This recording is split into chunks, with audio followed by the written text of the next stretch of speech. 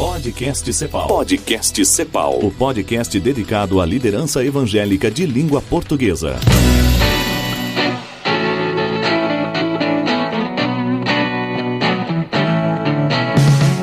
Muito bem-vindos ao Cepal Nova Geração, essa programação dentro do Encontro Cepal, onde a gente visa estabelecer esse diálogo entre a nova geração e os mais experientes, né? Eu quero saber aqui, quem nesse auditório tem menos de 40 anos, levanta a mão. Olha só, último ano que eu levanto a mão, tô feliz por isso. Muito bem, temos muitos braços levantados, isso é muito legal. E agora eu quero dizer para você que não levantou a mão que você pode ser uma resposta de oração para o trabalho do Cepal Nova Geração. Porque a gente quer falar com a nova geração de líderes, de pastores, de pessoas influentes em suas igrejas e suas realidades, mas a gente quer aprender com vocês que já quebraram as pedras e já sabem o caminho. É por isso que a gente estabelece esse diálogo e está aqui junto. Mas daí você mais experiente, né, com mais quilômetros de rodagem, pode às vezes pensar, mas esses jovens não ouvem mais, eles já saem do seminário achando que sabem tudo. Por que eu vou continuar insistindo na vida deles, né? Mas é só você se lembrar, talvez, de quando você saiu do seminário, né? A gente sempre acha que a gente sabe tudo, que a gente já conhece todos os problemas, a gente já tem a solução para todos eles. Afinal, a gente fez uma tese de TCC, a gente já fez o nosso mestrado, a gente já conhece todos os problemas que a gente vai enfrentar e a gente vai fazer isso sozinho. E a gente quer fazer essa ponte das gerações. A nossa conversa hoje vai ser em cima das questões da nova geração, as questões que os mais velhos podem nos ajudar a enfrentar, e a gente quer fazer isso juntos aqui em comunidade. Como a gente é da nova geração, a gente faz as coisas um pouco diferente. A gente vai ter uma programação bem dinâmica aqui na frente hoje. Nós teremos 3 mini palestras que a geração agora está chamando de TED, né? São os TEDs. São conversas onde algumas problemáticas são apresentadas, algumas soluções podem ser apontadas, e nós teremos 3 pessoas que trabalham de alguma forma com a nova geração ou com a questão do acompanhamento de pastores. Com essa participação, eles apresentando a problemática, num segundo momento, nós teremos essas pessoas sentadas aqui na frente, mais alguns representantes da Cepal Nova Geração, e a gente vai fazer um bate-papo.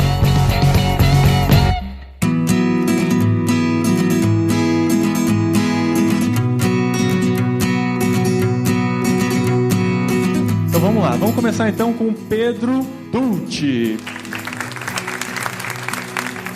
O Pedro é participante do movimento Mosaico, ele é lá de Goiânia, pastor auxiliar na igreja presbiteriana Bereia, lá de Goiânia, e também capelão de uma escola. Ele vai apresentar um pouco do seu trabalho aqui e vai conversar com vocês sobre a questão das gerações, né, da relação entre a nova e a mais experiente. Boa noite, gente. Privilégio estar com vocês aqui. Meu nome, como Paulinho disse, é Pedro. O que eu vou comentar com vocês muito brevemente, eu vou levantar a discussão com vocês agora sobre esse tema que vocês têm aí na tela. Superando os conflitos entre gerações. Exatamente aquilo que o Paulinho introduziu. Nós sabemos que a geração mais nova tem seus ritmos, seus desafios e suas ansiedades que geralmente trazem atrito quando são comunicadas com a geração mais experiente ou simplesmente a geração mais velha de trabalho na igreja, no campo.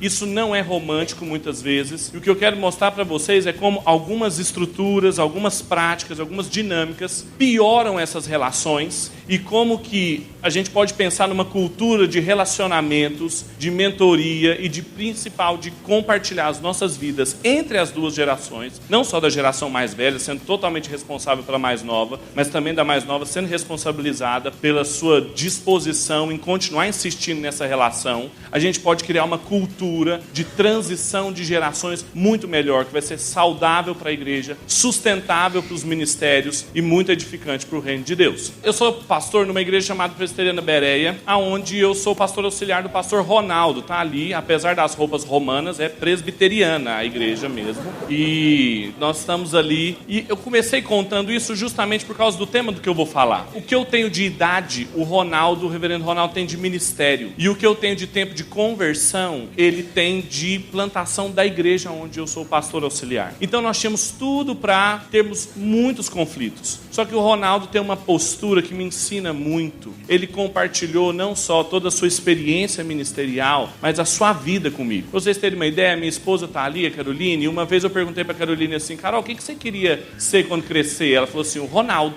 Assim, não que eu quisesse casar com o Ronaldo, mas eu entendi o que ela queria dizer. Porque o Ronaldo era pra gente um referencial como pai, como pastor, como pregador, um homem de Deus, numa igreja simples. A Beré tem 130, 150 membros. Ele está lá há muito tempo, batizando as pessoas, casando essas pessoas que ele batizou, e com certeza, se Deus der esse privilégio para ele, ele vai enterrar algumas pessoas também. E todo mundo pergunta para mim assim, o que você pretende fazer ministerialmente? Eu falo assim, herdar a biblioteca do Ronaldo. Eu quero ficar lá. Eu estou contando toda essa história, não é só para fazer o filme do Ronaldo, mas para mostrar que a gente tem uma crise de gerações. Não é normal a minha história com o Ronaldo, não é o padrão entre os meus próprios colegas de seminário. Eu tenho 1 ano apenas de pastorado lá na Bereia e de ordenado também, mas o que os meus amigos contam é que não é assim. A relação não é romântica. E é claro que a minha relação com ele também não é romântica. Mas existe um conflito generalizado em que nós percebemos um ciúme dos mais experientes na igreja pelo tempo em que eles estão lá, e quando chega um pastor assim fresquinho do seminário, eles cheios de ideias para reinventar a roda, e parece que tudo que foi feito não presta mais. Há com certeza um conflito de gerações. Por outro lado, também uma incapacidade dos mais novos em traduzir e agir na temporalidade dos mais velhos também faz com que esses conflitos aconteçam. Ou seja, o que eu queria resumir é o que está ali no texto. Uma das causas de desarmonia no interior dos nossos muros, dentro da igreja hoje em dia, ou seja, uma questão nova, é a incapacidade das gerações mais velhas se comunicarem e se envolverem com as mais novas e vice-versa. E essa inabilidade gerou uma lacuna etária no discipulado e na preparação de novos líderes para a igreja brasileira. Se a gente for lembrar, os principais pregadores, os melhores expositores bíblicos que você mais gosta, é muito provável que eles tenham mais de 40 anos, 40, 50 anos. E eu sei que, como dizia o Bounds, demora uma vida inteira para fazer um bom pregador ou para fazer alguém que poderia estar trazendo reflexão madura para a igreja. Mas por que não um mais novo poderia estar fazendo isso? A não ser pela própria experiência, é claro. É porque há essa lacuna, há essa dificuldade natural com as interações entre as gerações. E isso não é só da questão dos mais velhos terem ciúmes. Dos mais novos também, a minha geração ser muito ansiosa, imediatista, querer tudo para ontem. E as pessoas que têm experiência na igreja sabem que os processos são longos. Aquilo que o Eugene Peterson diz, que é uma longa caminhada na mesma direção. E nós precisamos ser ensinados quanto a isso. E o que falta é essa disposição para ensinar justamente essas questões. Uma das coisas que eu faço parte é o movimento Mosaico, como o Paulinho falou, que é um movimento relacional de unidade, que começou em Goiânia, mas nós temos representantes por todo o Brasil. E o Mosaico, ele trabalha a unidade da igreja, que a gente não cria, a gente não tem a pretensão de achar que a gente vai criar unidade. A Bíblia fala lá em Efésios 4 que ela é fruto do Espírito, é o Espírito Santo que traz unidade à igreja, mas nós lutamos na manutenção dela por vias relacionais. E uma das primeiras coisas que a gente percebeu é que uma das relações que cooperariam para a unidade da igreja é justamente a relação entre gerações. Várias igrejas não são plantadas, mas são rachadas de outras porque líderes mais novos não tiveram paciência e não tiveram capacidade de ouvir os líderes mais experientes, e os líderes mais experientes também não tiveram paciência de lidar com as ansiedades e a pressa dos mais novos. E a igreja racha, não é plantada, ela é dividida, e quando isso acontece, o líder mais novo se isola e em pouco tempo ele está cansado, ele está fadigado, ele está isolado, e ele só conversa com seus líderes, seus iguais, os seus pares. Os seus conselhos são de pessoas com a mesma idade ou mais novos, e isso é claramente um sinal de imaturidade e de falta de saúde da igreja. O meu amigo Rafael Pijama, que escreveu o primeiro capítulo desse livro, que foi uma produção da Mundo Cristão, ele tem lá no stand, depois se você quiser dar uma olhada, ele diz o seguinte no primeiro capítulo: ao que parece, o que estamos vendo são líderes que procuram apenas viabilizar o seu projeto ministerial, tanto os mais jovens quanto os mais velhos, o que compromete a continuidade da própria iniciativa, uma vez que essa postura não permite deixar legado algum. A trajetória parece estar recheada de medo. Medo de perder a posição, a influência, o alcance, ou pior, o emprego, que infelizmente é como muitos encaram o ministério. Para aqueles que construíram um império, o medo é de perder tudo que fizeram na força do próprio braço. E os líderes mais novos, que não tiveram espaço dentro de um ministério de uma liderança mais experiente, o que eles fazem? Quando eles ficarem mais velhos, eles não vão deixar ninguém mais novo também estar do lado deles, porque eles aprenderam a comer o bolo sozinho e não dividir com ninguém. O Rafa continua dizendo o seguinte: outro exemplo é o da departamentalização dos ministérios dentro das igrejas, consequência do tamanho delas. Ministério de jovens, ministério de casais, ministério de animais, plantas, vegetais, materiais,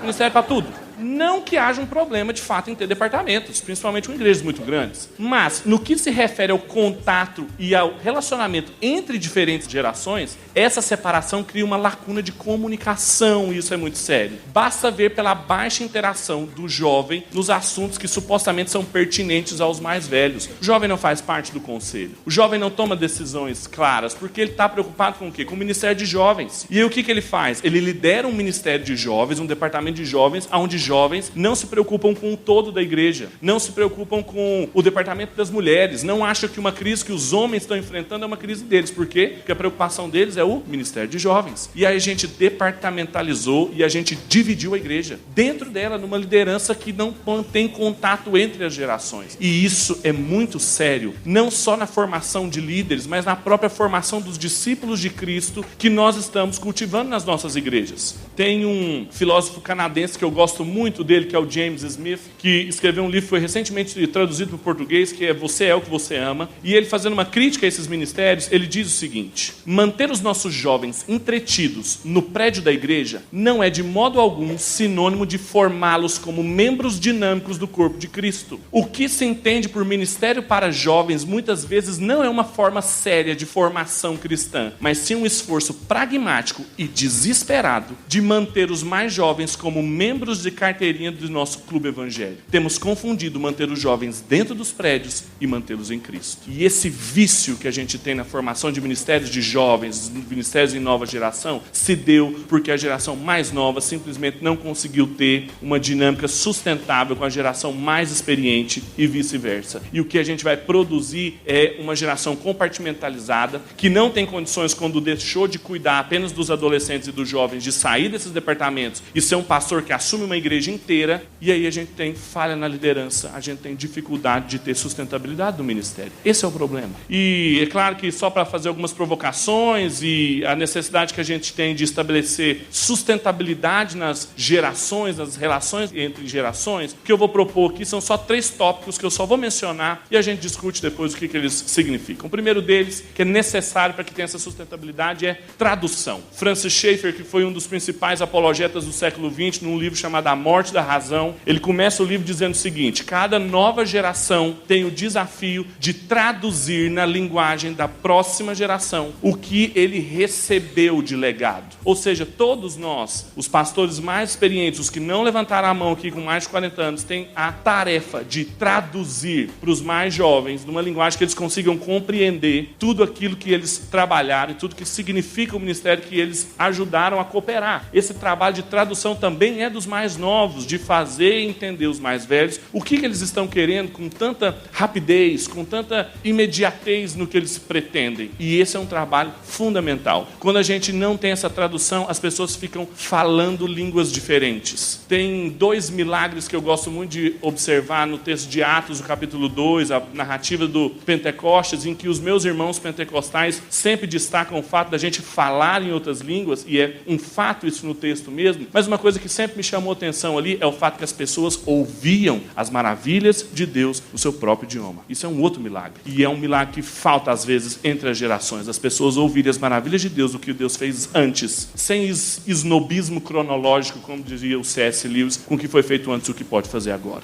O segundo princípio é o princípio da transição. E por transição, essa imagem foi a que eu melhor encontrei, mas às vezes ela fica parecendo que a gente vai passar o bastão e simplesmente a gente vai entregar tudo que a gente fez e agora a geração mais nova é a responsável e eu vou tirar férias, vou vir para Águas de Lindóia uma vez por ano, participar do congresso e não participar de mais nada. Não é essa a ideia. A transição não acontece no momento em que uma geração antiga simplesmente deixa de trabalhar e entrega tudo para a mais nova. É um processo que tem que ser construído desde o começo. Primeiro porque a gente não sabe o que vai acontecer de necessidades da própria igreja, de precisar de um pastor novo pronto para trabalhar, mas também de ser um processo saudável no tempo necessário que ele leva para essa transição. E isso é muito necessário de acontecer. Tradução, mas também transição. E por último, e não menos importante, é a sustentabilidade. Uma palavra na moda e que eu gostaria de chamar a atenção aqui porque tem muitos ministérios que são simplesmente insustentáveis. Trabalhos de líderes que são assim desumanos, a quantidade de agenda que são impostas, a quantidade de compromissos que ele tem que cumprir, e isso é transmitido para a geração nova que também acha que tem que trabalhar na mesma dinâmica e que é um processo insustentável. Os mais velhos sabem quando uma pessoa mais nova, quando começa a trabalhar, e sabe que ele não vai dar conta, porque precisa de perseverança para correr os 42 quilômetros da maratona. Não é uma prova de explosão de velocidade, mas uma longa obediência na mesma direção. E isso necessita de sustentabilidade. Sustentabilidade das gerações do ministério, em que a igreja vai ter novos líderes capacitados, que sabem reconhecer o que Deus fez, as maravilhas que Ele fez antes e o que Ele continua fazendo. Esses são pontos, apenas para a gente levantar essa questão. Eu sei que vários de vocês têm histórias assim, de igrejas que às vezes a relação com o seu líder mais velho não foi tão suave assim. E não se engane, a minha com o Ronaldo não é romântica. No que a gente se entende, a gente se ama, mas no que a gente não concorda é assim uma briga feia, mas a gente sabe quem nós somos em Cristo, a nossa família que nós pertencemos, e a gente nunca nos desrespeita por causa disso, porque a nossa identidade em Cristo é maior do que isso, e isso trouxe sustentabilidade para ele. Não teve necessidade de vaidades, de dividir nada, porque não há nada para ofender e nem para defender. Para terminar, vocês lembram antigamente quando a gente não tinha cerca nas nossas propriedades rurais e o que as pessoas faziam era uma fenda para dividir as propriedades. É daí de onde vem a palavra ofender e defender. Quando a gente não tem fendas mais nos dividindo, não há nada o que defender, porque também não há nada o que ofender. É tudo nosso, a responsabilidade é nossa e os privilégios são nossos. A gente precisa de relações assim para que a igreja caminhe na formação de novos líderes saudáveis, uma igreja saudável. Muito obrigado pela sua atenção.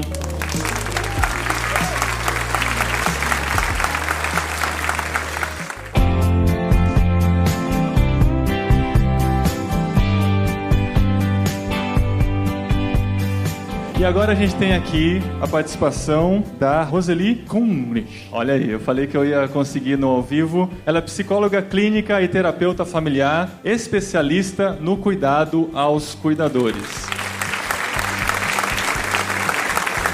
Boa noite a todos e todas. Para mim é uma honra muito grande estar aqui e principalmente nesse painel chamado Nova Geração, né?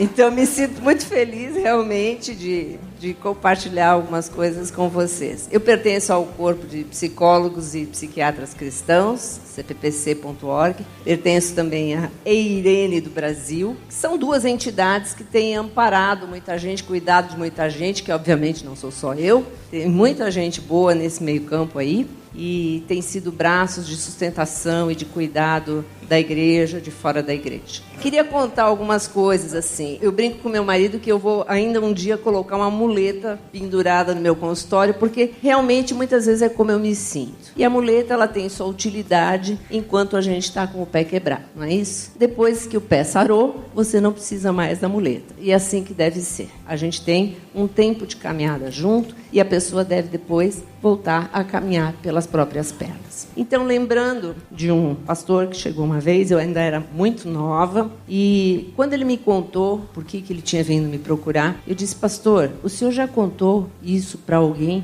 E ele me disse: olha, Roseli, se eu contar para alguém o que eu estou te contando hoje eu perco minha casa, meu carro, minha família, meu colchão, meu chinelo. E eu fiquei muito chocada. Eu digo: mas que profissão é essa onde as pessoas ficam reféns do silêncio, onde não se pode contar? O que é isso? E aquilo me incomodou tanto, e acho que foi uma das primeiras incomodações que me levou depois a, por puro desespero, estudar mais e fazer o meu mestrado em teologia. E o tema, então, foi o cuidado aos cuidadores, que depois virou livro e depois veio Para Não Perder a Alma, e eu estou trabalhando nisso até hoje. E aí, então, quando entrou aquele pastor furioso dentro do meu consultório, que tinham puxado o tapete dele, ele estava muito bravo. Ele me olhou e disse assim: você vai me atender como pastor ou como pessoa? Eu falei: como pessoa. Posso falar palavrão? Eu disse: olha, eu acho que eu já conheço todos, mas tem alguma novidade, tudo bem. né? E aí ele começou a rir, mas aí ele contou a história dele. Então, assim, primeiro eu não trabalho com líderes, eu trabalho com pessoas. Isso tem me levado assim a um ponto onde eu vou dizer para vocês, isso nos torna cada vez mais humildes, porque você vai ouvindo a história do outro e você literalmente tem vontade de tirar o calçado, porque é campo sagrado, é a história de vida daquela pessoa. O apóstolo Paulo nos relembra: tem cuidado de ti mesmo, e depois cuidem de vocês mesmos e de todo o rebanho sobre o qual o Espírito Santo os colocou como pastores para pastorearem a igreja de Deus, que ele comprou com o seu próprio sangue. Então, nesse sentido, também eu estou pastoreando, também outras pessoas aqui estão pastoreando, mesmo não tendo uma igreja, não é verdade? Para cuidar de outros, por óbvio, precisamos aprender a cuidar de nós mesmos e de nós mesmos. Então, essa questão do descuido, como o reverso do cuidado, tem me acompanhado e eu tenho tentado caminhar junto. É uma longa caminhada numa mesma direção, da gente poder compartilhar algumas coisas. Pensando, Pedro, também na questão da formação, eu já dei aula em muitos seminários, continuo dando aula em muitos lugares, e uma das coisas que me chamou a atenção quando eu estava fazendo a minha pesquisa do mestrado foi justamente que, não só na formação teológica, mas em outras formações, na psicologia, na medicina, em geral nas relações de ajuda, o profissional ele é treinado a cuidar de outros, mas não de si mesmo. No grupo eu até contei um pouquinho da minha história, do meu burnout. Com menos de 30 anos de idade, eu tinha mais de 500 alunos na universidade e estava pifada em cima de uma cama de hospital quando meu filho nasceu, porque eu não tinha aprendido a cuidar de mim, eu tinha aprendido a cuidar de outros. E aquilo foi uma coisa tão difícil, mas me ensinou a fazer as minhas paradas necessárias. Então, como diz o Peterson, chegue na sua agenda primeiro, antes que os outros cheguem. Então, agora, a minha agenda tem os seus tempos de parada. Então, pensando mais em termos de teologia, Paul Tripp fala sobre isso naquele livro dele, Vocação Perigosa. A gente tem grandes cabeções, gente muito pensante com o coração doente. Casamentos miseráveis. Versão editada. Então, gente assim, com ministérios bombando, e a desgraça, muitas vezes, senta ali na minha frente, famílias, os filhos revoltados ou enlouquecidos com uma comunicação esquizofrênica que tem dentro de casa. E, obviamente, vocês que trabalham na teologia ou nas relações de ajuda, ou mesmo que você trabalhe em qualquer outra coisa, você vai com o seu corpo para o seu trabalho. Com o seu corpo, com o seu intelecto, com a sua cognição, com a sua emoção. Está tudo envolvido naquilo que a gente faz. A gente sofre o impacto de tudo que é bom e sofre o impacto também daquilo que não é bom. E muitas vezes, pastores, missionários, pessoal que está na obra, tem uma montanha-russa de emoções num mesmo dia. Um casal que estava brigando, depois os noivos estão se preparando para casar, e aí tem o outro que precisa fazer o enterro, daí tem que consagrar um bebê, e assim vai. Uma gangorra de emoções que a gente não se dá conta. A questão é muito antiga. Esse documento de 1559, um bispo escreve aos seus padres dizendo: não descuides por causa disso o cuidado de ti mesmo, e não te des aos outros até o ponto de não restar nada de ti para ti próprio. Eu tinha um amigo que ele chegava em casa, ele se encostava e dizia para a esposa assim: queres o que restou de mim? Porque é exatamente isso. Muitas vezes a gente leva os restos para casa, porque a gente se esbagaçou o dia inteiro e vai com aquela cara de uva passa, como dizia o meu filho para mim. Então, o desafio de não perder a alma, quando eu escrevi agora o Não Perder a Alma, eu estava pensando exatamente assim, na essência. Eu não quero apenas existir, eu quero viver. Então, para não perder a essência do meu ser, daquilo que eu faço, daquilo que eu sou. Para quem gosta de ler, o Deleuze tem um livro muito interessante, um filósofo francês, A Loucura do Trabalho, a psicopatologia do trabalho, de como o trabalho pode adoecer. Então, claro, eu normalmente trabalho as questões mais individuais, pessoais, mas eu não posso desconsiderar que existe uma estrutura que adoece também. E as duas precisam dialogar. Então, tem coisas, por exemplo, se o médico disser para mim: Roseli, você precisa caminhar todos os dias. A instituição não vai caminhar por mim. Eu preciso decidir caminhar, porque vai fazer bem para minha saúde. Quando a gente pensa a clássica figura que o Freud usou, né, dos motivos conscientes e inconscientes, alguma coisa das nossas emoções a gente deixa aparecer, mas muito fica para baixo, não é tratado. Então, por que é que a gente tem pessoas que são espirituais, estão vivendo, estão fazendo as suas coisas na igreja, mas como pessoa, emocionalmente, são bebês ou adolescentes? Será que a gente não conseguiria transformar cristãos maduros em maturidade também emocional? Por que há esse descompasso tão grande? Porque muitas vezes a gente não dialoga com a gente mesmo. Uma das coisas que depois eu quero comentar é sobre a confissão, sobre a necessidade da confissão. Confessai uns aos outros e sarareis. Como Lutero revogou isso, acabou todo mundo esquecendo, né, a tal da confissão. Um pastor, ele disse para mim: Roseli, eu não posso, a minha cidade só tem uma psicóloga. Se eu parar meu carro na frente do consultório dela, toda a cidade vai comentar: ih, o pastor foi na psicóloga. E eu ainda não tenho coragem para isso. Então, eu resolvi meu problema. Eu vou na cidade seguinte e falo com o padre, né? E eu brinco com os meus amigos padres, dizendo para ele: tô arranjando serviço para vocês, hein? Mandando a pastorada tudo para lá. Então, quando o Richard Foster fala de dinheiro, sexo e poder, que é o tripé, vai mostrando como nós vivemos desconectados, muitas vezes, de nós mesmos, numa sociedade que é cinematográfica, que cria eventos, que cria celebridades, e a gente se perde de si mesmo nesse diálogo. Então, acolher também as sombras da alma. Falar sobre a tristeza, falar sobre a raiva, falar sobre o medo, sobre a inveja, sobre a cobiça, sobre a ganância, sobre o ciúme. Eu, às vezes, me admiro, assim, no mau sentido, talvez, quando eu escuto algumas conversas. Então, além da pornografia, vamos dizer, que a gente conhece por aí, existe uma coisa chamada pornografia eclesial, que é desejar a igreja do outro, não é não? É chocante. Por quê? Porque as pessoas não admitem para si mesmas. Um pastor ficou com um mau humor terrível e começou a brigar com sua mulher em casa. Ela disse: tá, mas que bicho te deu? E aí ele realmente parou para pensar. Ele tinha recebido um e-mail de um colega onde ele contava como a igreja dele estava bombando, como tinha crescido, como estava arrecadando. E a dele ali, naquele minguadinho, né? Então, assim, você se dá conta de que isso passa por dentro de você também. A gente pode tentar viver por inteiro e não pela metade. Tem uma música da Adriana Calcanhoto que eu gosto muito. Diz assim: eu perco o chão, eu não acho as palavras. Eu ando tão triste, eu ando pela sala. Eu perco a hora, eu chego no fim. Eu deixo a porta aberta, eu não moro mais em mim. Eu perco as chaves de casa, eu perco o freio. Estou em milhares de cacos, eu estou ao meio. Onde será que você está agora? Quanta gente me diz assim: Roseli, eu não sei onde é que eu estava com a cabeça. Eu não sei, eu não estava dentro de mim quando eu fiz aquilo. Eu não sei onde eu estava com a cabeça. Perdeu o freio faz tempo. Qual é a tua rede de apoio? Para quem é que você pode telefonar se você tiver um pipinão, um problema? Assim, para quem é que você pode telefonar depois das 11 da noite? Aí, quando eu faço a pergunta para os pastores, um me perguntou: mãe, vale? Tá. Mãe vale sempre. Qual é a tua rede de apoio? Então, se nos seminários a gente ensina competição, como é que nós vamos ter cooperação depois? Então, é importante a gente se dar conta disso. Uma vez eu estava falando numa grande convenção aí, e o pastor lá, chefão, me chamou de lado depois e me disse assim: olha, Roseli, vou te dizer, tem ninguém para ligar depois das 11, não, nem antes. Estão só esperando eu dar uma derrapada. Exatamente isso.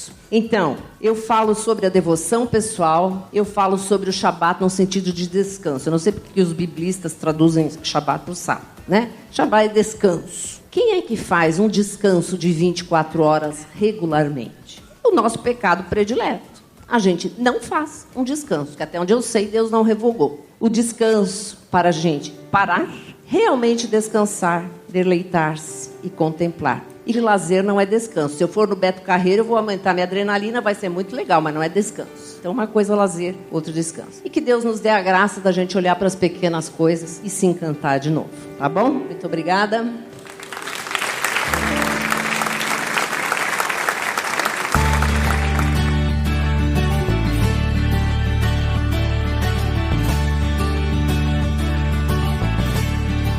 Agora, no terceiro momento, temos a Andréa Vargas, que vem aqui para frente. Ela é especializada em aconselhamento cristão e pós-graduada em terapia familiar sistêmica e participante do movimento Avalanche.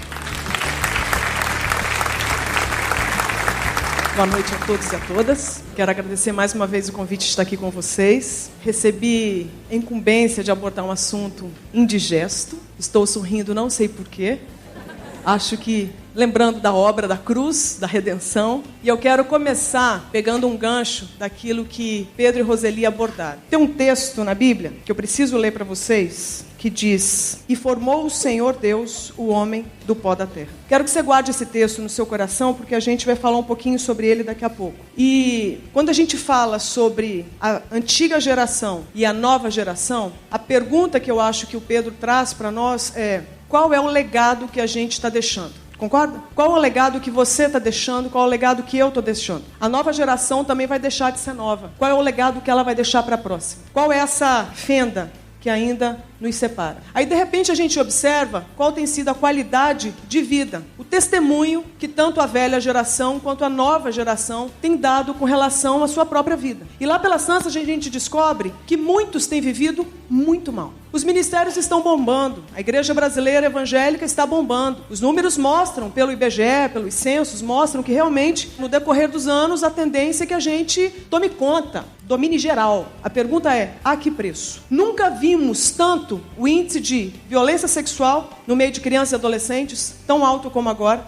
Nunca vimos tanto o índice de violência doméstica. Mulheres continuam sendo violentadas e estupradas pelos próprios parceiros, inclusive membros de igreja. Nunca vimos uma produção de conteúdo pornográfico tão grande no Brasil. E o número de pedófilos no Brasil só aumenta. Então a gente tem visto inúmeros índices que nos apavoram. A pergunta é: o que a gente vai fazer com tudo isso? E quando a gente para pensar, qual é o legado que nós temos deixado? Porque a reforma veio, a igreja foi plantada, temos discutido, feito inúmeras conferências, produzido muito material, igrejas têm crescido, muita gente convertendo, mas a qualidade de vida ainda parece que continua um grande enigma. E quando a gente tenta torcer isso, sai um caldo. E o nome desse caldo que eu queria dar hoje é imoralidade sexual. Então eu quero contar uma história sobre um pastor que também nos procurou, líder de ministério, referência aqui no Brasil. E ele veio procurar a gente exatamente na nossa escola de aconselhamento. Eu faço parte da Missão Avalanche, que trabalha com inúmeros treinamentos, dentre eles no campo da sexualidade, do aconselhamento na sexualidade. E esse pastor chega com uma demanda para o aconselhamento e lá pelas tantas ele abre uma questão de moralidade sexual, de conflito no campo da identidade, de comprometimentos seríssimos. E a gente ouve aquele pastor, e um jovem pastor, inclusive, é da nova geração, promissor, fazendo discípulos, agenda enorme, vários testemunhos, inclusive, a respeito do seu próprio ministério. E lá pelas tantas ele abre uma história traiçoeira sobre a sua própria vida. Uma história de imoralidade, sem precedentes. E aí aquilo me espanta, porque eu sabia que o ministério dele não era um ministério solitário, não era um ministério itinerante. É um homem que trabalha em equipe. É um homem que tem uma equipe, inclusive, sólida. É um homem que tem com quem contar. E a pergunta que, claro, que me veio foi: vem cá, quem mais sabe dessa sua história? Ele falou: ninguém. Eu falei: mas não estou entendendo, parece que a conta não fecha, porque você não está sozinho. E ele trouxe uma fala para mim que eu nunca mais esqueci. Ele só me respondeu o seguinte: Andréa, estou cercado de gente, mas eles não descem aos porões. Eles não descem aos porões da intimidade. E aí isso me intrigou, por quê? Porque eu acho que nós temos alguns desafios hoje aqui. Nós podemos sair daqui do mesmo jeito, mas nós podemos sair daqui com algum compromisso. E esse compromisso eu acho que vai ser muito cômodo terceirizar para a nova geração. Façam diferente. Que os novos Pedros mudem essa história. Mas a pergunta é: se não começar com quem está aqui, não vai chegar em lugar nenhum. E a minha pergunta hoje é: quem conhece o seu porão? Porque o desafio que a gente tem enfrentado hoje é: além de ninguém acessar, quem tenta fica nele, porque se perde junto comigo. Quantos casos nós tivemos de ajudadores que se envolveram emocionalmente, fisicamente, sexualmente com pessoas que estavam ajudando, porque não souberam colocar limite nessa relação. Logo, qual que é a consequência? Então a gente não toca mais no assunto, cada um se vira, procure um terapeuta. Então cada vez mais a gente tem se distanciado daquilo que realmente é o cerne, que é a grande vitória que o cristianismo nos trouxe, que é a redenção do nosso coração. E o problema é que nós estamos vivendo num mundo caído. Então nós não podemos ter expectativas extremamente positivas a respeito desse mundo caído. Esse mundo jaz no maligno, coisas terríveis vão acontecer. Dentre elas, uma que eu quero pontuar. Temos várias pessoas que estão crescendo em ambiente que elas experimentam isso aqui, ó. O que é isso aqui?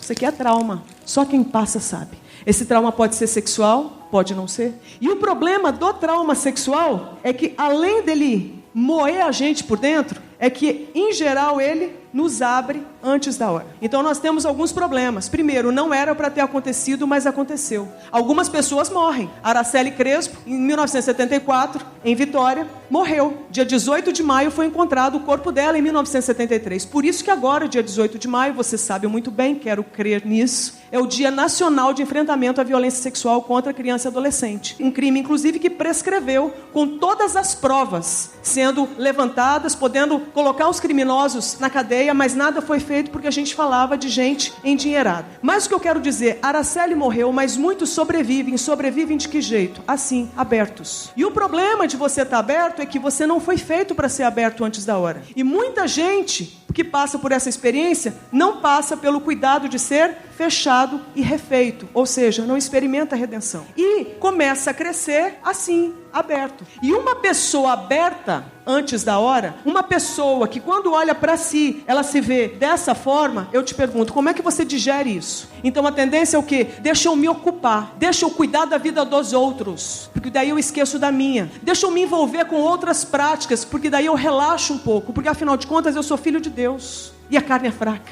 Então, o que eu quero dizer hoje aqui, enquanto a gente passar batido em cima da nossa história, fazendo de conta que ela não é relevante, qual legado positivo nós vamos deixar para a próxima? Então nós vamos entender, enquanto nova geração, que é assim que se faz. A gente esconde e faz de conta que está tudo bem. Então nessa noite, eu quero terminar retomando o versículo sobre a criação do homem, quando a Bíblia diz que o homem veio do pó da terra. Você já parou para pensar por que de todos os elementos, justamente Deus escolhe o pó da terra? Não tinha coisa mais nobre, não? Um diamante, o ouro, a prata, o fogo, a energia. Porque justamente o pó da terra, você já parou para pensar? Nós, que temos a imagem de Deus, viemos do pó da terra. Até que um dia eu fiz a pergunta para um ceramista, me conta aí a história do pó da terra. E aí eu recebi uma aula que eu nunca mais esqueci, eu quero te contar para você sair daqui com esperança. E a palavra diz o seguinte, conversando com essa pessoa, as palavras foram as seguintes: André, o pó da terra dá origem ao barro. E é muito interessante, porque para você pegar o pó e fazer virar barro, você precisa de quê? De água. Muita água, a medida certa. Nem muita água, nem pouca, a medida certa, você pega o pó vira agora barro. Agora, o vaso está pronto? Não. Agora precisa ser moldado. Então agora, esse que era pó virou barro e agora recebe pressão. E agora na pressão pode ser moldado. De qualquer jeito vai ser moldado? Não. Te conto daqui a pouco por que não é de qualquer jeito que é moldado. Mas é moldado e o corpo é feito. E o vaso é feito. Só que agora está pronto, já pode usar? Não. Agora precisa secar. Então ele aceita o vento. Está pronto? Não. Uma vez tendo exatamente as características que o oleiro, que o ceramista, que o seu criador precisa, uma vez estando apto àquilo que ele tem como fim, agora ele pode ser eternizado e agora ele vai passar pelo fogo. Então a gente tem aqui o pó da terra aceitando quais contatos? Água, pressão, vento e fogo. Você lembra alguém da Trindade? Você lembra do Espírito Santo? O que a gente acaba descobrindo? Que nós viemos do pó da terra porque nós somos altamente compatíveis à ação do alto. E o que é interessante, barro não aceita desaforo. Barro, quando é tocado indevidamente, quando é traumatizado, quando passa por situações difíceis na vida e ninguém dá atenção, porque é criança, é menino, isso passa, vai crescer, isso é uma fase. É adolescente, é coisa de menino rebelde, deixa quieto, empurra com a barriga, ele vai crescer, vai esquecer, isso vai passar, minha querida. Shhh, abafa, é filho do pastor. Shhh, abafa, ninguém vai acreditar em você, você é pobre. Então quando essas falas vêm e de repente aquele que era um barro mole entra em contato com um trauma, o que acontece com ele? Vira pedra. Todo barro mal pressionado vira pedra. Aí você fala, acabou para mim. E a palavra que eu quero te dar esperança é o seguinte: todo barro, ainda que petrificado, na mão de um bom oleiro vira barro de novo. Ele quebra e faz tudo de novo. O que eu quero te dizer, e eu falo como alguém que tem convicção de chamado para estender ajuda a especialmente cristãos em vida dupla. Eu quero te dizer que há esperança para você. E que a responsabilidade da sua redenção é sua. Aquilo que Cristo conquistou está conquistado. Agora nós precisamos nos apropriar e permitir que as contradições que ainda nos definem sejam redimidas pela obra do Calvário. Eu quero então te convidar a sair daqui encorajado e encorajada a encarar as histórias que ainda são indigestas, para que elas não te governem mais. Porque você não é o que você sente, você não é o que fizeram de você, mas você é o que o Criador diz a seu respeito. E uma vez tendo o Espírito Santo dele, você é filho e filha amados do Pai. Amém.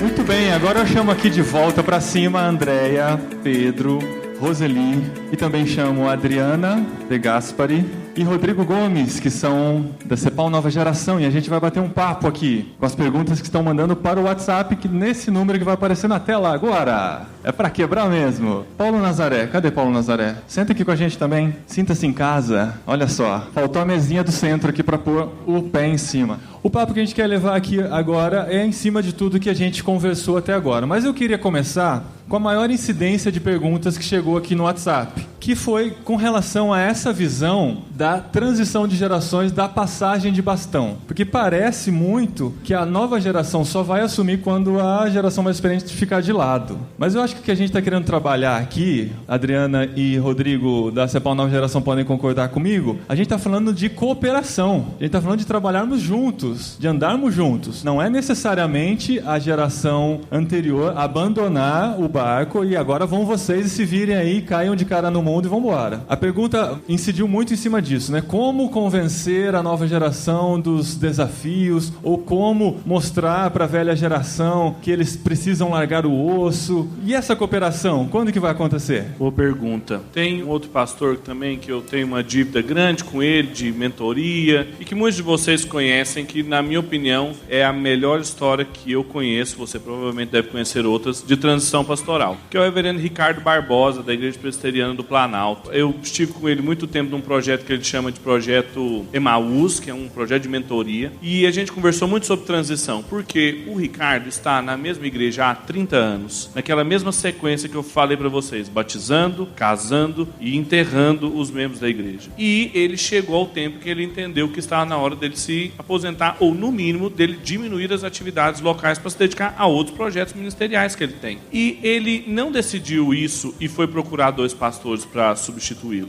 Ele já estava com outras 2 pessoas, são meus amigos pessoais, que é o Davi Rabelo e o Tiago Tomé, há muito tempo trabalhando na vida dos 2 e avisando-os que ele não iria ficar lá por muito tempo, até o dia em que ele ia os deixando em curtos períodos. Ficava um tempo no Canadá, deixava eles 4 meses lá e não atendia um telefone, não respondia um WhatsApp sobre problemas da igreja. Os meninos estavam lá. Claro, a igreja presbiteriana, além disso, tinha um conselho de presbíteros que estavam junto com eles, até o dia em que chegou num processo muito orgânico, muito natural, em que a igreja entendeu que o pastor Ricardo ia se dedicar a outras atividades. E ele, então, se tornou pastor auxiliar do Tiago. Olha o quadro em que isso foi pintado, assim. É um dos casos que a gente pode citar muitos outros. Mas como isso foi feito num longo processo, em que a igreja foi entendendo isso, o conselho foi também assimilando, os 2 pastores preparados para isso também. É um bom exemplo. Eu cito o caso porque, lógico, é público, é notório, são amigos pessoais. É um grande exemplo do que aconteceu de uma transição, a gente pode chamar de suave, ou, na melhor das hipóteses, assim, orgânica. Foi pensado, foi planejado junto. Agora, dá para fazer isso porque é uma igreja, ela tem um porte médio, há muito tempo com o mesmo pastor,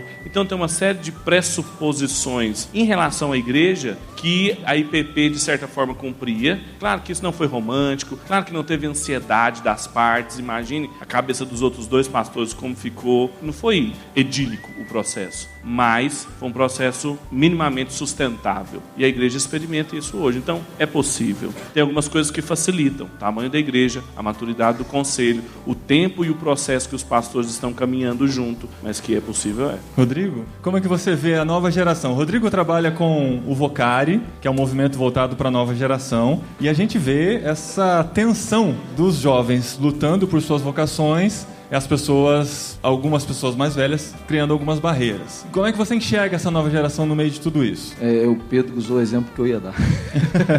O Tiagão é meu amigo também, eu acompanhei esse processo, foi exatamente assim como o Pedro falou. Mas um outro exemplo pra gente que foi muito bacana foi o CBM que aconteceu no ano passado, que pela primeira vez, era a 8ª edição, né? Então, pela primeira vez das 8 edições, a gente tinha metade da equipe da galera que participou dos outros e a outra metade era a galera jovem que estava na equipe do Vocari. E a gente tinha um ambiente assim que era o exemplo desse conflito, uma galera que já tem os 7 anos, as 7 edições de experiência, a outra que está chegando nova, cheia de ideia, querendo mudar um monte de coisa, querendo virar o mundo de cabeça para baixo, e o maior desafio é a gente conseguir unir a experiência com a inovação. O Vocari, ele é um movimento que um dos valores nossos é coragem para inovar, mas a gente também tem um outro valor que é para sempre aprendiz, e que a gente aprende a vida inteira, a gente tem que ter a humildade para isso, e é bacana quando você consegue perceber.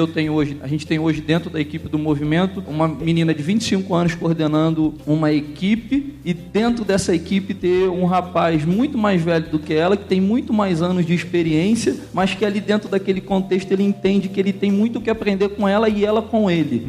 E quando existe o respeito e a admiração, eu acho que a coisa se torna mais fácil. E uma coisa que a gente tem percebido muito dentro dessa questão é quando existe a amizade. E a gente tem aprendido que um dos elementos mais fortes para que a unidade aconteça é quando você tem amigos. Porque quando você tem amigos, quando você cria um ambiente onde essas amizades são propícias, você consegue lidar com essas diferenças e ter um ambiente transparente, onde você pode falar aquilo que está te incomodando e você pode ouvir algo novo que de repente você não faria daquela forma. Então a gente percebe isso. Eu tenho pessoas na equipe do Vocari que são 15 anos mais novos do que eu, são muito mais inteligentes do que eu, têm muito mais conhecimento teórico do que eu, falam 3, 4 idiomas, são muito mais competentes do que eu, mas que às vezes por falta de experiência, pela idade, querem fazer as coisas sem olhar a longo prazo, né? Estão olhando ali naquele exato momento. Então o que eu acho que a gente precisa entender nesse processo é que um não substitui o outro, são complementares, assim. Deus criou a coisa de uma forma que a experiência vai trazer a juventude ou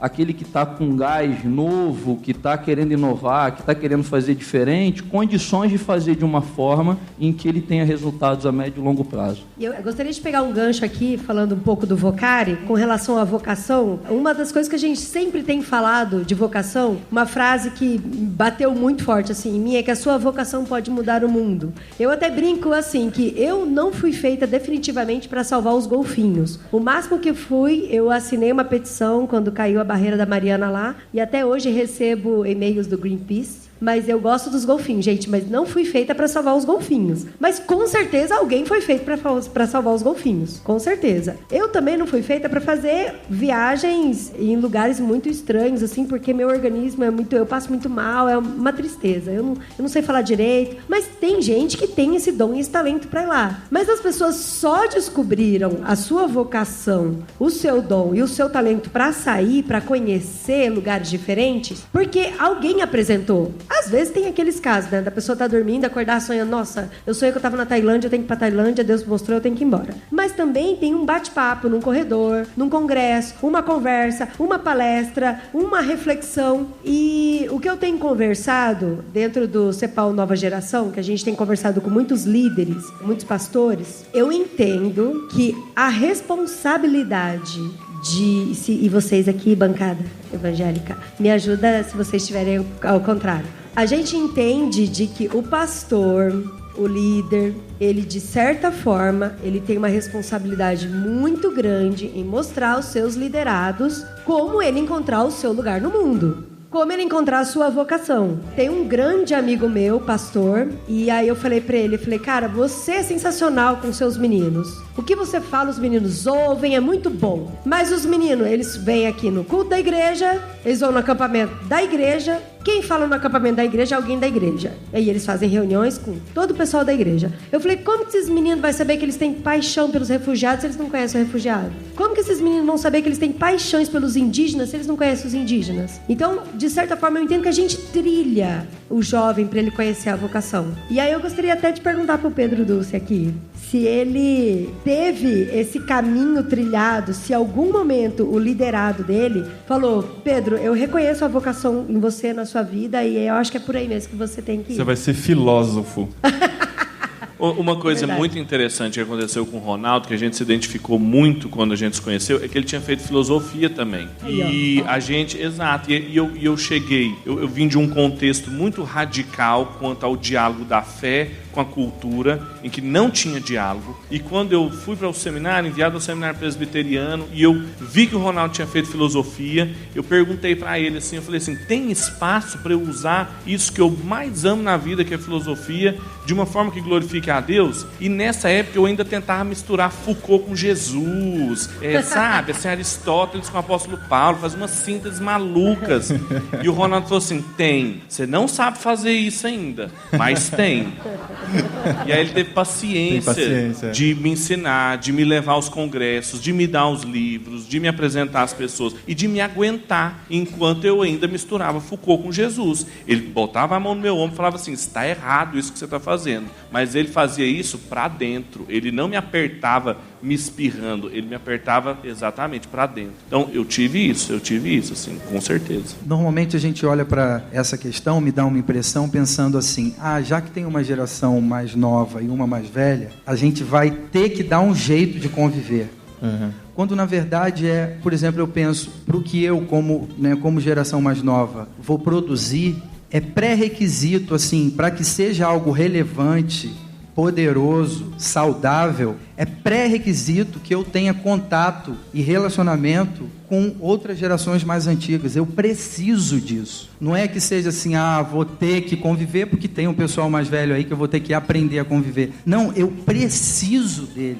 Isso é pré-requisito para a minha saúde. Então, assim, Jaziel é necessário na minha vida. Gerson Borges, hoje a gente estava conversando de tarde sobre isso. Porque eu produzo musicalmente, teologicamente, para minha liderança como jovem, eu preciso dessas pessoas na minha vida. Não é que assim, eu vou ter que aprender a conviver com eles. Não, eu preciso deles, caso contrário, eu não vou para frente, o que eu vou fazer não vai fazer diferença na vida de ninguém. Eu acho que Deus decidiu que seja assim, que haja essa riqueza das diferenças para que o produto final do que a gente tem feito seja algo positivo, relevante, que faça diferença na vida das pessoas. Eu acho que não é saudável quando todo mundo, às vezes é gostosinho, né? A gente tá com os nossos amigos que todo mundo pensa a mesma coisa, vou ficar com os nerds, todo mundo que gosta de Star Wars, eu tô lá junto, conversando, fala sempre as mesmas coisas e tal. Mas pro reino de Deus, a diversidade é muito importante. Isso é uma coisa, interessante. Quando eu falo, eu sou missionária da CEPAL, eu já tenho mais de 10 anos, eu trabalho com a nova geração de líderes. E, você trabalha com a nova geração? A maioria das pessoas mais velhas vai saindo assim de ladinho. Não, mas você viu onde tá o pastor Josué Campanhã, que eu queria falar com ele e tal? Não, tudo bem, o pastor Josué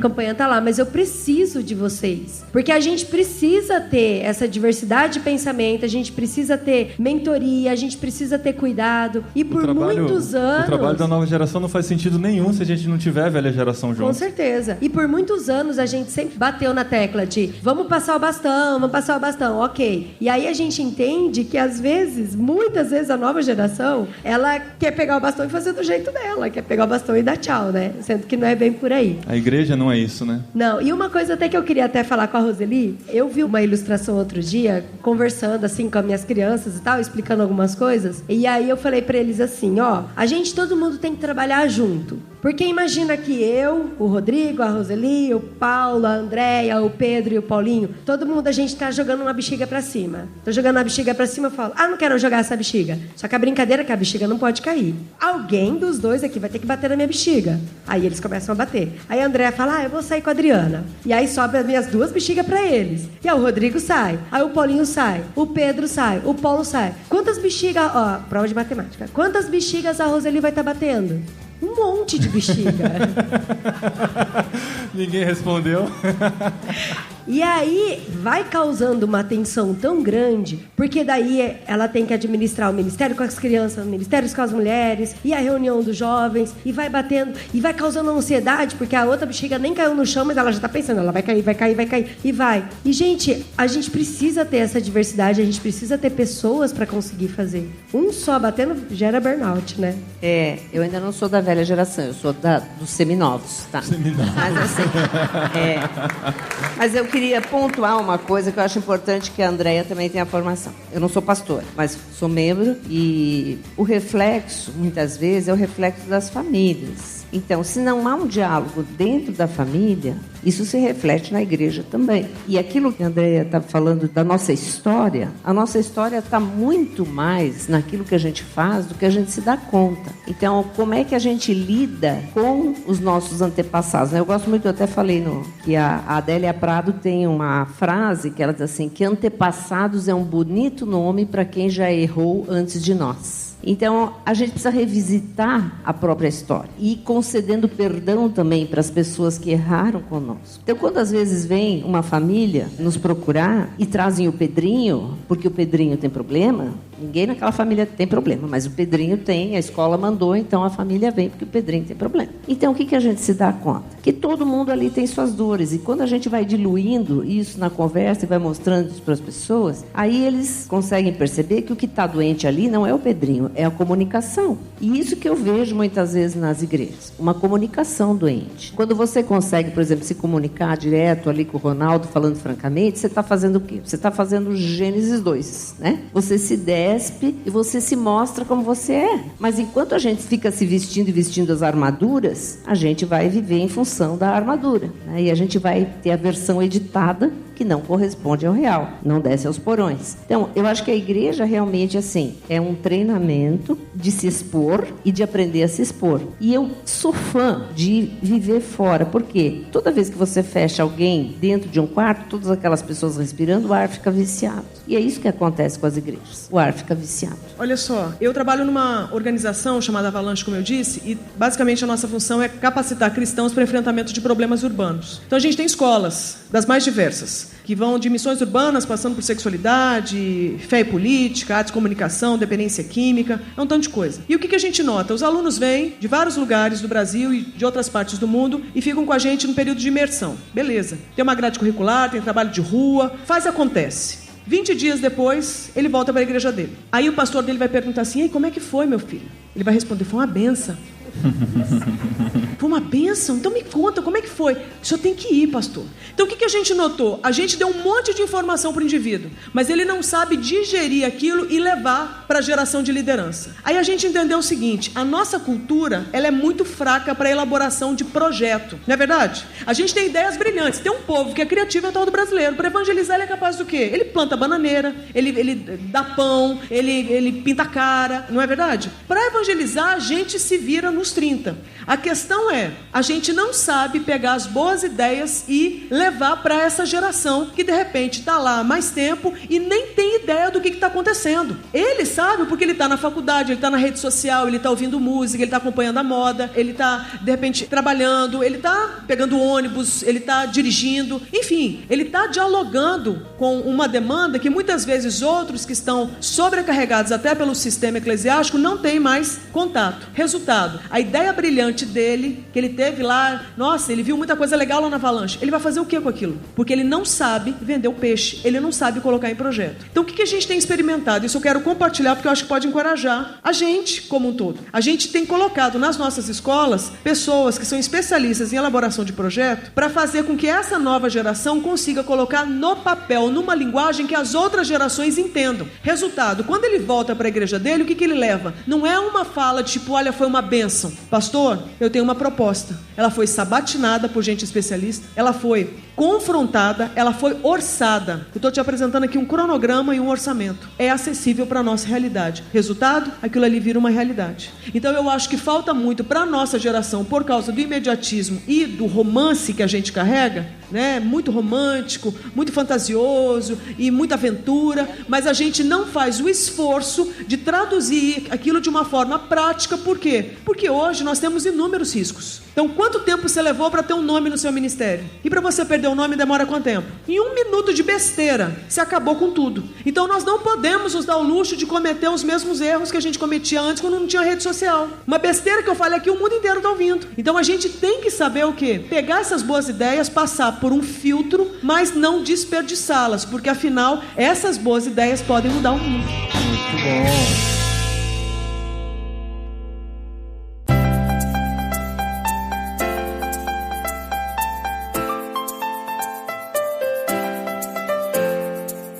Muito bem, tá com o tempo avançado, acho que a gente precisa entrar no próximo tópico já, que é o que tá todo mundo esperando, né? A gente precisa falar de imoralidade sexual. A gente recebeu muitas perguntas, algumas pelo menos relacionadas a essa área, não vou dizer muitas, mas muito voltando para um problema dos jovens. Esse é um problema dos jovens. Uma pergunta que eu recebi aqui, ó. Como podemos ajudar os jovens expostos a tudo que diz respeito à imoralidade sexual em nossas igrejas? Pois é um grande desafio para nós pastores hoje. Tem TV, tem internet. Como se fosse um problema restrito aos jovens. O que você tem a nos dizer, dona Andréia? Eu tenho a dizer que essa pessoa realmente tem que acordar para o mundo. Meu sonho é que fosse um problema exclusivo de jovem. O problema é que não é, nunca foi nem nunca será. Hoje a gente tem uma demanda no nosso ministério que é o seguinte: gente que liga para nós, que manda um e-mail falando assim: André, eu estou com uma criança de 10 anos tendo abstinência sexual. Por quê? Porque cresceu tendo relação sexual com os parceiros da mãe, que frequentavam a casa. E agora foi recolhida, está num abrigo, e ela sente falta dos homens dela. Ela tem 10 anos de idade, ela é viciada em sexo. Então o que a gente está lidando? Acorda! Essa parada de tipo assim, isso é um papo de jovem? Jovem? O mundo piorou, gente. Isso é um papo de criança. A gente tem caso de criança que quer fugir de sexo, quer fugir de casa por causa do vício em pornografia, vício em masturbação em consequência da pornografia, tendo relação sexual virtualmente. Nós estamos falando de gente de igreja. E aí eu pergunto, porque me manda um WhatsApp, me manda de repente um e-mail, fala assim: olha, o que eu faço? A menina tem 10 anos. Eu fujo de casa ou não? Porque eu ouço uma voz para me falar para fugir de casa. Falei: minha querida, quem que você conhece que é de confiança na sua vida? André, eu tenho pai, mãe, eu tenho igreja, mas eu não confio em ninguém. Então assim, nós estamos lidando assim com um fenômeno na nossa geração de um total isolamento, mas nós estamos cercados de pessoas. Nós temos uma multidão de gente aqui. Você conta com quem? Com quem você vai contar para dizer que você é tentado na pornografia? Com quem você conta para dizer que você de repente caiu na fantasia sexual, que você adulterou, que você tem masturbado, que você não tem mais prazer sexual, que você tem uma atração homossexual, que você de repente está vivendo uma relação de dependência emocional com alguém que você ajuda? Entende? Com quem você vai contar? Porque a gente não dá conta dessas coisas. Então quando eu trouxe a ilustração daquele copo amassado, essa é a nossa história que a gente não digere. E a gente finge que a gente vai digerir com o tempo. E muitos pensam assim: eu vou casar que passa. Passa, gente. Deixa eu te falar, piora. Não, mas eu vou entrar pro ministério que daí passa, porque agora eu vou ser santo, né? Eu fiz um curso para anjo, né? Agora eu vou ser um vice-deus. Então agora eu não vou ter mais problema, porque eu vou decretar no nome de Jesus que eu não vou sentir mais nada. Então não é assim que funciona. Resultado, a gente só vai procrastinando e levando para os nossos ministérios. Então o problema da imoralidade sexual é um fenômeno dentro da igreja. Eu não vou falar nem fora. Não dá tempo da gente atender as pessoas que têm demanda no campo da imoralidade sexual fora da igreja. Por quê? Porque a demanda é tanta dentro que a gente mal dá conta.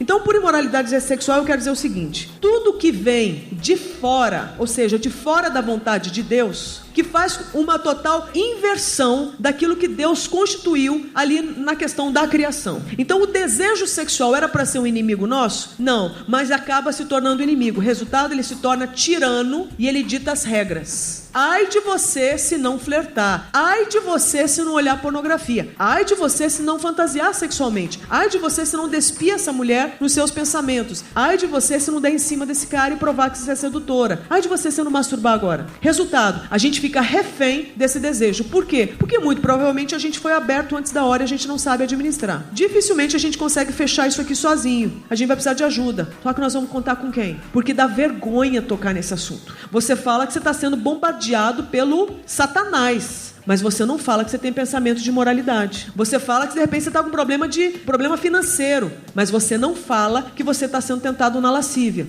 Então existem algumas questões que a gente fica com muita vergonha, e essa vergonha amplia a nossa solidão, e essa solidão deixa a gente cada vez mais vulnerável. Resultado, a gente vai ser tentado no campo do orgulho. Eu vou fazer força, eu vou orar bastante, eu vou jejuar muito, eu vou fazer um voto, eu vou ler muito mais a Bíblia, eu vou me privar privar de algumas coisas, mas eu vou vencer sozinho em nome de Jesus, porque maior é esse que está em mim do que esse que está no mundo. E arrumo base bíblica. Então a gente vai o quê? Fazendo de conta que não tem problema. Aí eu te pergunto, isso é um problema de jovem? Isso é um problema de jovem, gente? Isso é um problema de qualquer um de nós. Nenhum de nós está livre. E aí não vai adiantar nada a gente fazer de conta que isso não é um problema. Nós cansamos de acompanhar pessoas que se aliviam da tensão do ministério via pornografia e masturbação. Muitas vezes saindo de um congresso como esse, onde a gente fica cansado, pilhado, não consegue dormir, chega no hotel, tem o quê? Um monte de canal, inclusive canal pornô. É a hora que você racionaliza e fala assim, também sou filho de Deus, quero ver o que o mundo está fazendo. E a gente acaba descobrindo e acaba sendo o quê? Contaminado. Resultado, aquilo ali fica recheado de vergonha, a gente não dá conta de abrir, a culpa chega, se a gente não jogar luz, a gente vai ter o quê? O desgosto, o desprazer de, inclusive, ter uma comunicação franca com Deus. Resultado, a gente não tem mais a mesma intimidade com o Senhor, porque tem assuntos que a gente tem vergonha de tocar. Então, por exemplo, eu lembro que eu aconselhei uma mulher que ela veio me procurar depois de 10 anos de casada. A queixa que ela trouxe foi a seguinte: André, eu preciso de ajuda porque eu não consigo mais ter intimidade com meu marido. Eu amo meu marido, sou fiel a ele, mas na hora que ele me procura, eu já travo. E eu estou descobrindo até da onde que vem isso, porque quando ele me procura, na hora eu lembro de uma situação que aconteceu lá atrás. E eu sou bombardeado com um pensamento que fala assim: que tipo de mulher é você que passou por uma experiência dessa? E qual tinha sido a experiência? Estava desviada do evangelho, namorando um rapaz, foi para um motel com ele, saindo do motel foi estuprada por 2 assaltantes na frente do namorado. Pasmem vocês, durante o estupro ela teve orgasmo. O namorado viu, foi aquele estresse, sobreviveu, mas terminou o namoro. No final das contas, o trauma foi tanto que ela acabou voltando para o Senhor, foi para a igreja, encontrou um homem de Deus, casaram. Nunca tratou o assunto. E aí, 10 anos depois, ela começa a se lembrar do copo amassado, que é a história dela. É um copo amassado ou não é? Você faz de conta que você não foi estuprada? Você consegue esquecer isso? Como que você esquece? O tempo leva? Não, só potencializa. Resultado, ela não consegue mais ter intimidade porque ela se lembra do orgasmo que ela teve durante o estupro. Resultado, ela pensa o seguinte: que tipo de mulher eu sou que sente prazer durante o estupro? Bloqueia na hora, não tem mais contato com prazer sexual, com desejo pelo próprio parceiro, que ela ama, inclusive. Então, quando o casamento estava para acabar, ela me procurou. E quando ela me procurou, contou essa história toda. Eu só fiz uma pergunta para ela: minha querida, você já conversou com Deus sobre isso? Adivinha o que ela me respondeu? Nunca. O que ele vai pensar de mim?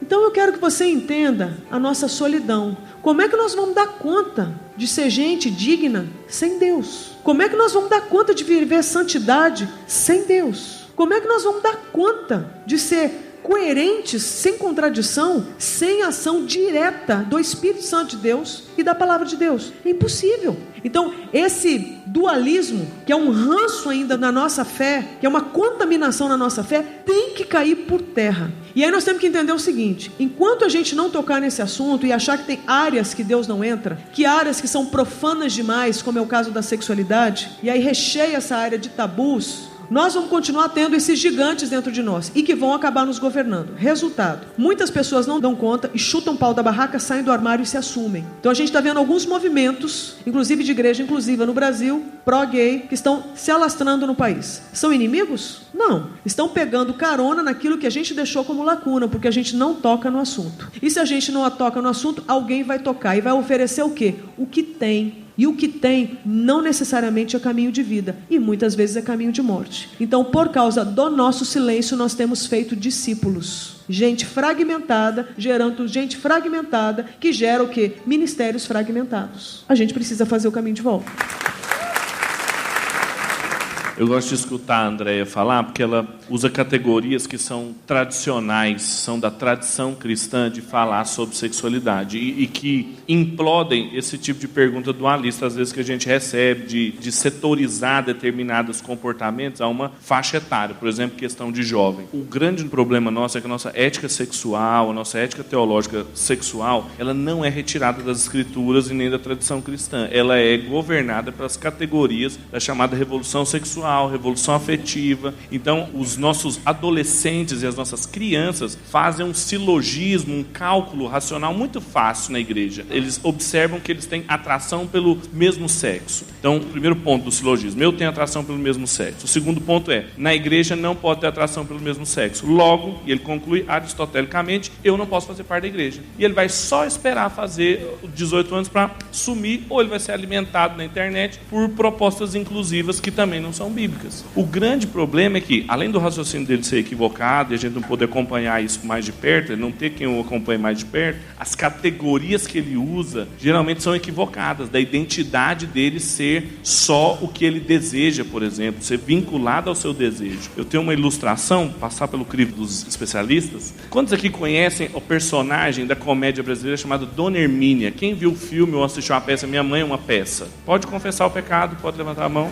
Pode, pronto, bem. Eu vi tudo. Eu costumo dizer que a moralidade cristã sexual é a Dona Hermínia. O que é a Dona Hermínia? A Dona Hermínia é uma mãe conservadora, tem até um filho que é gay, mas ela é interpretada pelo Paulo Gustavo, que é um ator brasileiro gay, casado, muito competente. Mas observa, ele interpreta uma mãe conservadora, muitíssimo conservadora. Inclusive isso dentro do movimento gay é muito contraditório. Quem faz humor para hétero, eles questionam muito isso. E a moralidade sexual cristã é igual. A gente tem valores mundanos travestidos de moralidade dita cristã. Sabe como é que isso acontece na sua igreja? É aquele pai que chega com uma criança de 6, 7 anos e ele bate assim e fala: pastor, você viu aí o tanto que ele está cheiroso? Está doido atrás das menininhas. O que esse pai está fazendo? Ele está celebrando a lascívia no filho dele de 6 anos. E a gente condena quando um menino tem um comportamento que a gente interpreta que é homoafetivo, mas celebra a lascívia.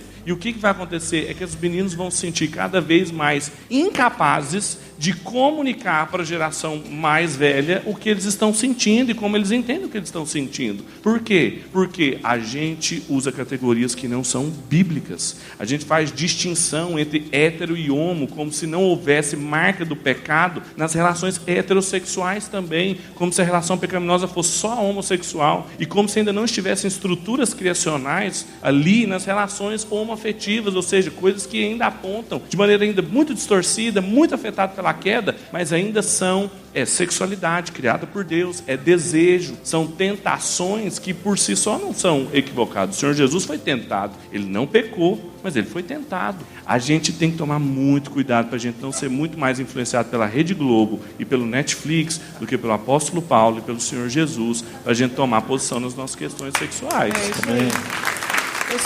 Posso pegar carona nessa fala dele? Sabe esse menininho que ele citou?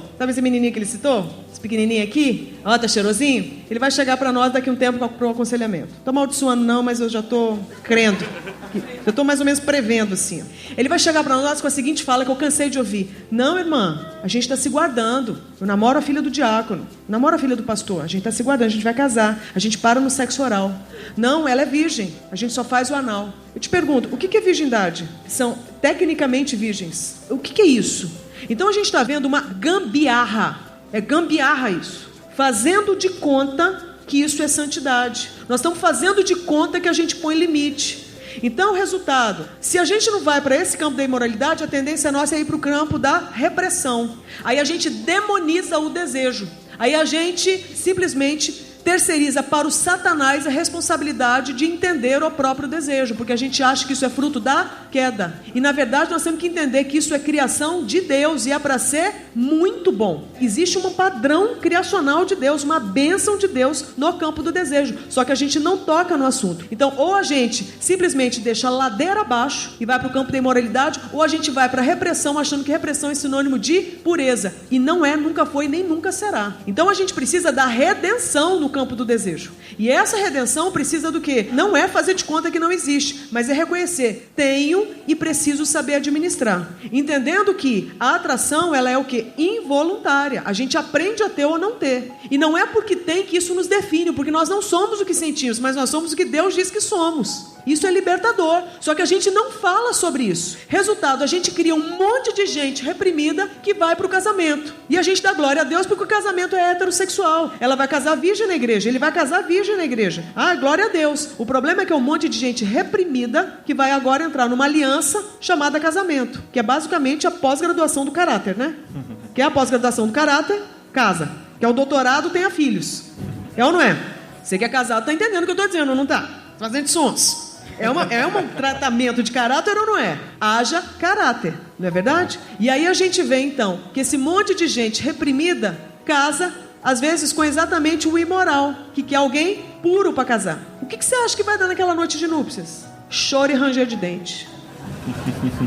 Então a gente acha que isso aí é a resposta. Não é. A gente precisa da verdade, porque é a verdade que liberta. Amém.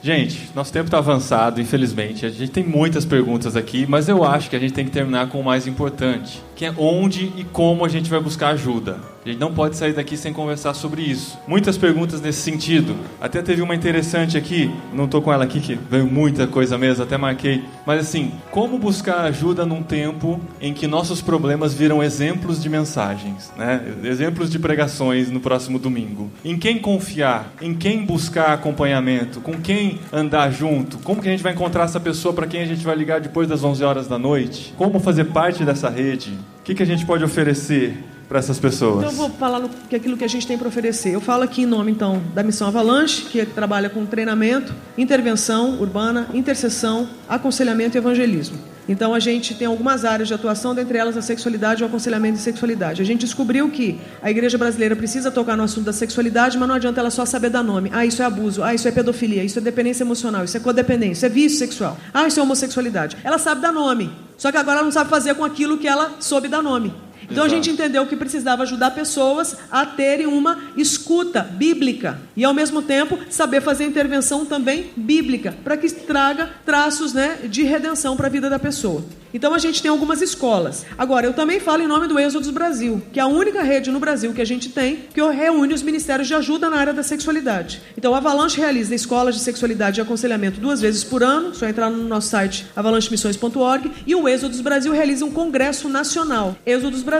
Ali reúne os ministérios de ajuda. Então o que eu quero é desafiar você, que é líder e que está me ouvindo, a primeiro, saber quem você é realmente. Saber o que você dá conta em termos de intimidade do outro. Para você saber isso, você vai ter que entender da sua. Por que você se porta do jeito que você se porta? Como é que você reage diante, por exemplo, de um casal gay? Como você reage diante de um caso de dependência emocional? Você sabe o que é? Você sabe o que é essa teoria queer que está aí? Você saberia lidar com uma vítima de estupro coletivo? Você sabe fazer um encaminhamento de uma vítima de abuso? Se tiver um pastor pedófilo na sua igreja, como é que você lida com isso? Vai fazer de conta que nada está acontecendo? De repente uma irmã foi violentada pelo próprio parceiro. Qual que é o encaminhamento que você faz? Você fala assim, André, é muita coisa. Se você não souber atender, pelo menos saiba fazer encaminhamentos. Tenha amigos. Nós não podemos, em momentos de tanta globalização, gente, tanto contato, não ter amigos a quem encaminhar. E a gente não pode perder as pessoas. Então eu quero te encorajar a dar um passo. E a gente precisa romper com essa letargia, com essa preguiça mental. Não dá mais para fazer de conta que as questões não estão batendo à nossa porta. E aí eu vou te dizer o seguinte, o que eu tenho visto? Quando a gente faz de conta que essas questões não existem, elas vêm em forma de escândalo. Alguém perto da gente cai. E às vezes pode ser um desvio moral, sexual, mas pode ser um suicídio ou uma overdose. A gente não quer esperar para ver, quer? Então vamos fazer contatos. O que não falta hoje é oportunidade no Brasil, no treinamento, só no campo da sexualidade, fora o resto. Então eu quero te desafiar a ir além. O Avalanche e o Êxodo estão à sua disposição. Eu posso falar do movimento Mosaic também, pessoalmente, que eu faço parte. É um movimento, ele não é uma instituição, você não vira membro, você não paga mensalidade, não é nada, é um movimento. Assim, o mais próximo tendo Mosaic chama movimento terrorista. Então, assim, se matar o Osama, a Al-Qaeda continua do mesmo jeito. Então, Mosaic funciona assim. Significa que não é que vai ficar amigo meu, do Rafael, de todo mundo, que aí a gente vai dar jeito nas suas questões relacionais. O Mosaic ele é muito subjetivo. E o que a gente quer ensinar é uma cultura de relações. É claro que essas relações podem começar conosco, mas, por exemplo, você pode entrar em contato via páginas do Facebook, Instagram e tudo mais, é tudo movimento Mosaic, e você pode perguntar assim, olha, eu estou em Campo Mourão e eu queria saber com quem que eu falo lá. E a gente sabe com quem que a gente fala lá em Campo Mourão, porque a gente tem relações lá. O Diego está lá, Calvary Camp, etc. Entende? É uma rede de amigos em que a gente pode começar a fomentar esse tipo de relação para você ter esses amigos em todo lugar. E agora tem outras iniciativas, parceiros desses nossos amigos, para questões específicas. A Avalanche, como a André falou. A gente tem o Labri Brasil, com o Guilherme de Carvalho, o Rodolfo Amorim, que trabalha também por tempo, que você fica lá e você pode levar questões, revolução afetiva e questões ministeriais que podem ser tratadas lá. Você pode conversar com eles, a Vanessa também. A gente pode falar do Vocatio, que é a iniciativa do reverendo Ricardo Barbosa em trabalhar questões de formação cristã em outras áreas da vida. Às vezes as suas questões não são dilemas, por exemplo, sexuais, mas são morais na área empresarial.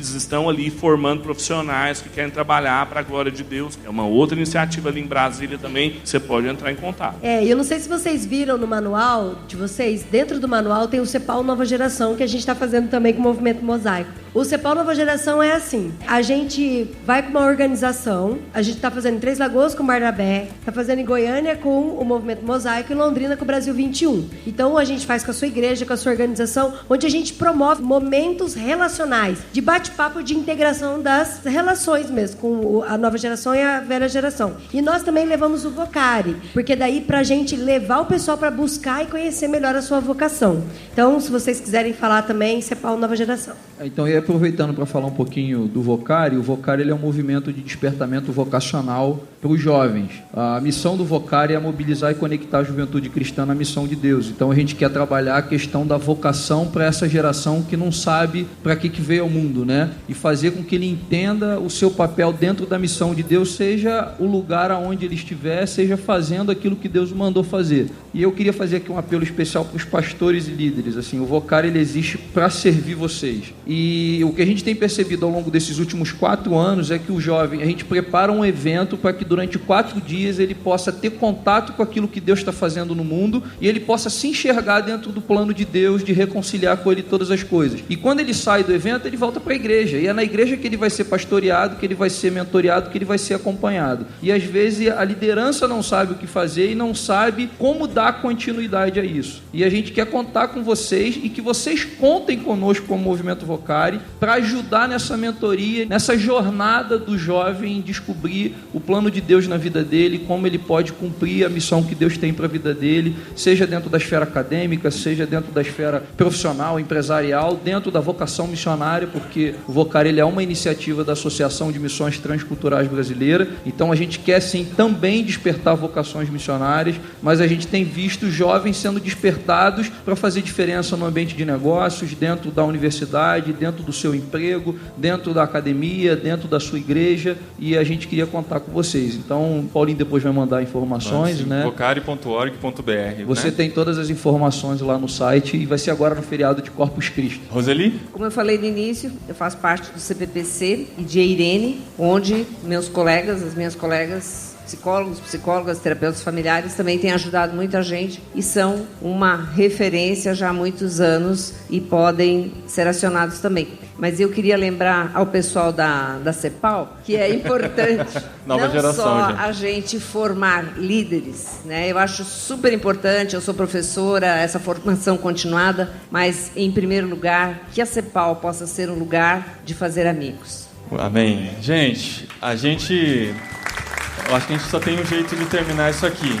Uma das perguntas que chegou foi perguntando qual o papel da palavra de Deus em tudo isso que a gente falou aqui. E se a gente acredita realmente no poder transformador que a palavra de Deus tem em toda essa conversa que foi feita aqui. A gente não precisa nem responder uma pergunta como essa. A gente só está aqui por causa disso. A gente está porque a gente confia no poder de Deus. E não tem outro jeito de terminar esse momento a não ser orando, pedindo que Deus renove esse poder sobre nossa vida através da sua palavra e que Ele nos use para transformar a vida dos nossos próximos e a nossa própria vida também. Use a sua palavra em nossa vida para que nós sejamos transformados, que os outros vejam essa transformação e também brilhe neles essa luz. Eu quero pedir para o Paulo terminar orando por nós. Senhor, nós te louvamos por essa noite, por tudo que nós ouvimos aqui e te louvamos, Senhor, sobretudo porque Tu és aquele que há de nos capacitar, de derramar sobre nós o Teu Santo Espírito, de falar ao nosso coração e de nos conduzir, Senhor, a darmos os passos que precisam ser dados na direção da Tua vontade, dos Teus propósitos se cumprindo em nós e através das nossas vidas a partir daquilo que temos recebido de Ti. Muito obrigado porque nenhum de nós está aqui por acaso nessa noite, mas o Senhor tinha esse plano para nós desde sempre e que de tudo que ouvimos aqui, Senhor, sejamos de fato inspirados pelo Teu Santo Espírito para agirmos segundo a Tua vontade e o Teu querer, Senhor. Por favor, faz assim na vida de cada um de nós aqui e recebe a nossa gratidão e o nosso louvor nessa noite, em nome de Jesus. Amém. Amém.